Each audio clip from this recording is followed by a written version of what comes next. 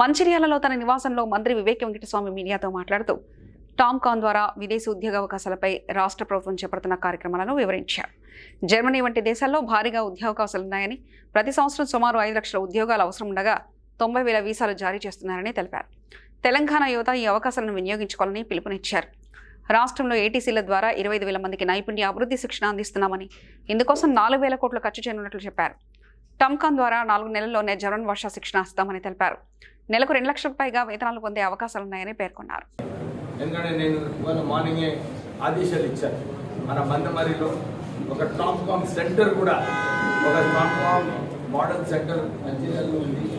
ఇంకొక TOMCOM model centre మందమరిలో ఏదైతే skill development centre Singareni సంస్థలో ఉందో అక్కడ ఒక ఆఫీస్ ప్రారంభించి సింగరేణి సంస్థ కూడా ఆ స్కిల్ డెవలప్మెంట్ సెంటర్, అప్పుడు మీ అందరు తెలుసు నేనే ఆ స్కిల్ డెవలప్మెంట్ సెంటర్ని స్థాపించడం జరిగింది.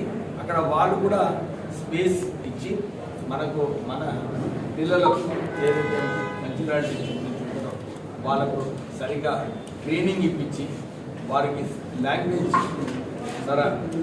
ఫ్లూయెన్సీ వచ్చే వరకు 4 మంత్స్ ట్రైనింగ్ ఉండి వాళ్ళు లాంగ్వేజ్ మాట్లాడడానికి సరిపోతుంది B2 లెవెల్ వరకు. వీళ్ళందరికీ కూడా ఉద్యోగ అవకాశాలు జర్మనీలో ఇతర దేశాలలో ఉన్నాయి. సో ఈ ద్వారా, ఈ టామ్కామ్ ద్వారా ఏదైతే రాష్ట్ర ప్రభుత్వం 2 లక్షల ఉద్యోగాలు ఇస్తామో అది అచీవ్ చేయడానికి ఈ టామ్కామ్ సంస్థ కూడా ఒక వెహికల్ అన్నమాట. సో నేను ఇక్కడ ప్రాంత ప్రజలందరూ